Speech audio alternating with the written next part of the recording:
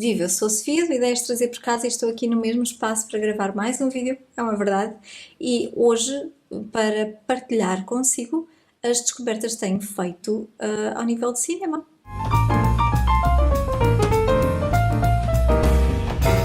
Digamos que esta partilha não se refere propriamente a destralhe, porque como temos estado de férias, temos andado muito de um lado para o outro, e então eu não tenho destralhado a minha coleção de CDs, DVDs ou fecheiro no computador de cinema. Mas tenho visto filmes, vou só mencionar os títulos dos filmes que eu tenho visto e se há algo que aconselho, o que é que retirei daí. Os filmes que vi foram todos na televisão. O Homem-Formiga era um filme que eu queria ver. Eu gosto muito de ver filmes de Marvel, da DC Comics, este tipo de super-heróis. Eu gosto de ver, uns mais do que outros, é uma verdade. Então ele deu na televisão, um destes canais, olá Melrinho, estou aqui. E gostei de ver. Foi interessante aqui algumas pitadinhas que eu, digamos que posso tirar, que me recordaram alguma coisa mais para além da história deste filme. O facto de haver ali um momento em que ele, tendo-se apercebido do mundo que existe, a quantidade de formigas e como elas, cada uma tem as suas características também, são seres ali vivos, não é? E tendo consciência, ganha uma consciência diferente desta existência, houve um momento em que ele pensou duas vezes, sim, e também há ali, é verdade, aquelas formigas, elas eram, doía muito a picada delas, mas pensou duas vezes antes de pôr o pé no chão. Houve um outro momento em que, ok, onde pôr o pé no chão, porque estava cheio de formigas, não é? E é uma coisa que nós geralmente não pensamos, não é? Claro que se eu vou pela rua a andar, eu não vou ver se estão formigas ou não para não as pisar, mas se passo por um carreiro que sim, eu vejo claramente que estão ali formigas e eu tento fazer o máximo para não pisar nenhuma. Mas lembro-me desta ser uma preocupação quando eu era miúda, que eu lembro-me que era criança e passava, a minha mãe diz que horas, a observar as formigas. Eu lembro-me de passar muito tempo a observar as formigas, que eu gostava de as ver, porque achava o máximo um serzinho pequenino, uma criatura pequenina, como andavam ali tão atarefados e a fazer coisas, tinham as suas vidas, aqueles pequenos seres, aquelas pequenas criaturas, transportavam comida, levavam outras formigas mortas e eu pensava, sei lá, para lhes fazer um funeral ou algo do género. E eu gostava de as observar e observar este movimento. E lembro-me na altura pensar que, assim como nós somos tão grandes para as formigas, qual seria o outro ser que seria na mesma proporção tão grande para nós, que nós eventualmente olharíamos e nem sequer reconheceríamos aquilo como um ser. Podia ter movimento, podíamos perceber este movimento, mas não perceber que aquilo era um ser. Provavelmente para a formiga o nosso dedo à frente é uma montanha. Então eu lembro-me de pensar nisto e de pensar tão pequena no micro e no macrocosmos e de ser um mistério fascinante para mim. Eu lembro-me muito bem e do sentimento, o entusiasmo e a curiosidade em querer saber mais sobre isto, sobre o micro e o macrocosmos, que eu acho interessante. E este filme fez-me lembrar isto. Mas pronto, é um filme de entretenimento, sem assim nada por aí além de especial, mas que fala também de segundas oportunidades e como as coisas nem sempre são aquilo que parecem, não é? Muitas vezes, eu diria que na maior parte das vezes, se não em todas, elas não são aquilo que parecem. Interessante. Um outro filme que vi foi Um Inocente Perseguido. Foi um filme que vi também com diversos atores conhecidos, em que há um homem de uma determinada religião, um homem de fé que fala para grandes audiências e que vai contra os propósitos de um movimento político. Depois é ali assim a teoria da conspiração, não é? Um bocadinho, porque é feito um complô, uma armação para incriminar este homem de algo que ele não fez. E depois ele é perseguido, ele procura provar a sua inocência. É um bocadinho mais do mesmo, nós temos muitos outros filmes com o mesmo tipo de história. É um bocadinho diferente em algumas questões, claro, muito particulares. perspectiva que nos traz a oportunidade de refletir uma vez mais sobre estas questões, sobre aquilo que parece e que não é, uma vez mais, sobre aquilo que nós não temos informação, sobre como algumas coisas podem ser manipuladas muito facilmente, sobre como o nosso passado nos pode assombrar de formas que nós nem pensaríamos, ou seja, pode ser usado por outros, mas está tudo bem, ele está lá e pode ser usado por nós de uma boa forma na nossa vida, desde que nós tenhamos feito pazes com ele, não é? Que mais? Trouxe mais algumas considerações, neste momento não me recordo, eu não tomei nota destes filmes, das reflexões no final. É mais do mesmo, mas se gosta, sim, filme com alguma ação, é um filme interessante, está bem conseguido. Um filme que deu logo a seguir a esse, no mesmo canal, foi o TV Cine 1, foi A Cidade dos Malditos. Este é um filme que eu já tinha visto, é muito antigo, em que entra Kirstie Allen, entra o Christopher Reeves, entra todos muito novinhos, entra mais gente conhecida.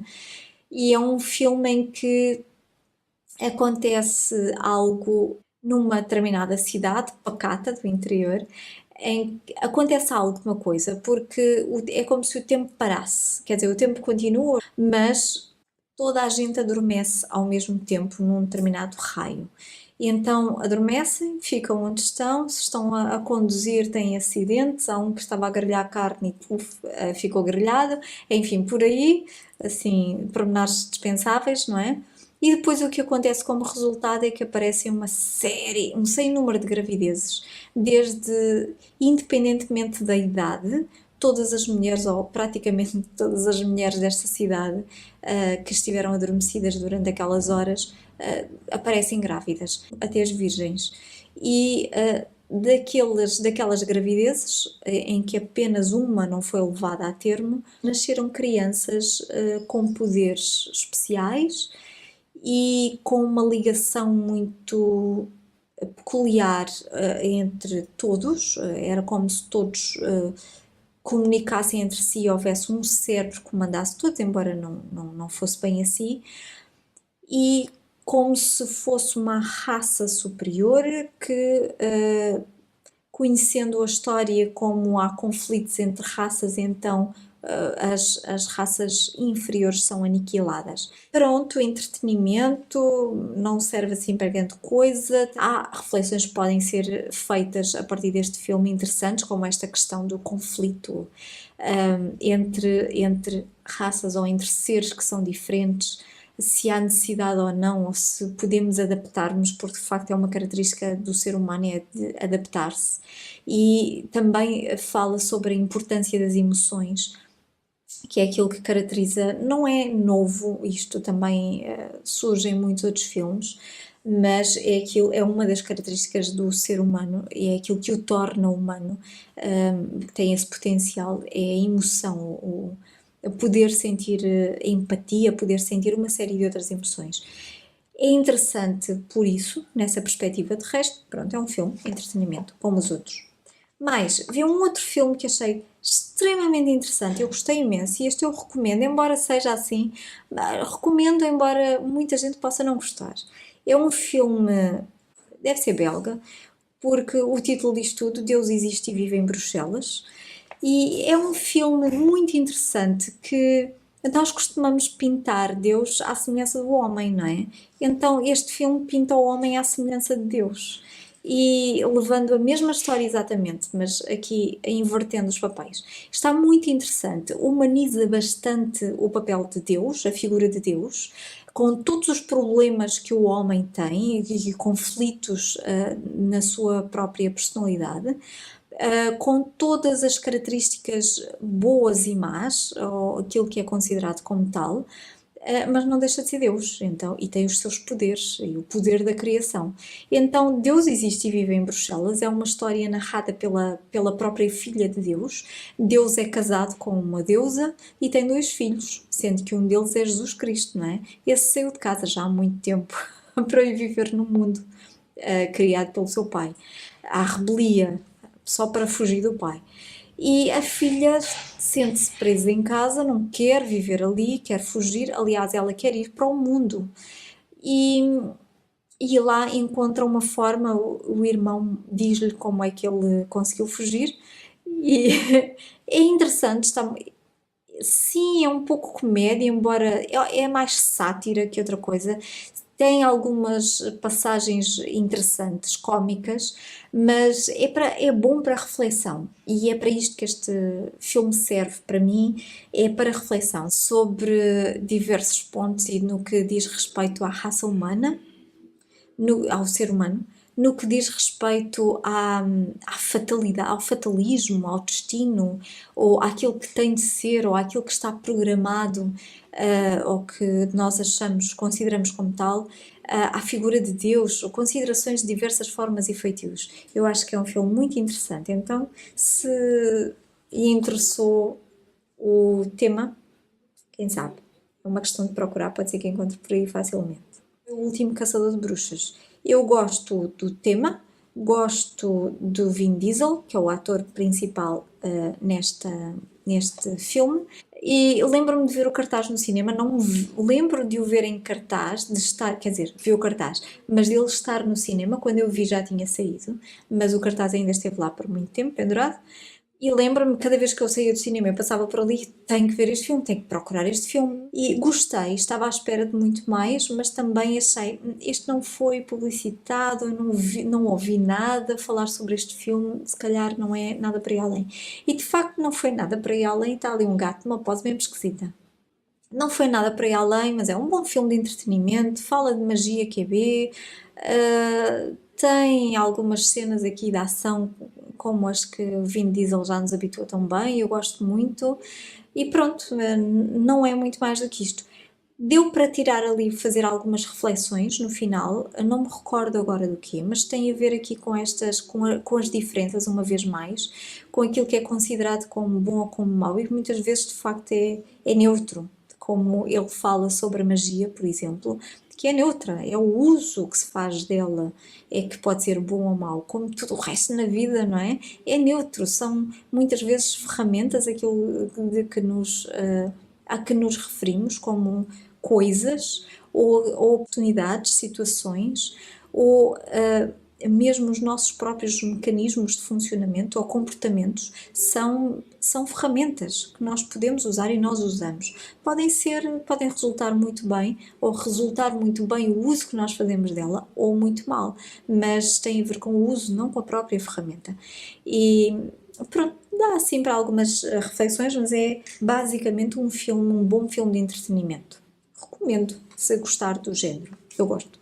Um deles foi um documentário que vi no YouTube. Eu deixo o link na descrição, deixo sempre o link para a página no Internet Movie Database e tenho lá sempre. Eu costumo deixar sempre que tem em português, a versão em português, mas tem lá sempre um trailer que pode ver para ver se lhe interessa ou não.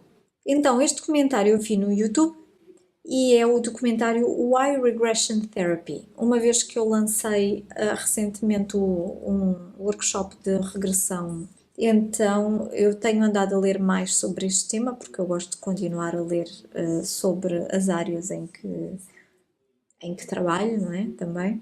E este foi um dos documentários que vi sobre o tema. Então, Why Regression Therapy é da Associação EARTH, European Association for Regression Therapy, e neste documentário são entrevistados 5 psicoterapeutas e 2 clientes, e eles estão basicamente a falar apenas sobre a terapia de regressão. Porquê fazer a terapia regressiva? Para quê? Como é que funciona? O que é que acontece ali? O que é que pode ser aquilo que surge ali, a informação que surge em sessão, em regressão? Qual é o resultado que pode ter, em que tipo de situações pode ajudar na vida do cliente.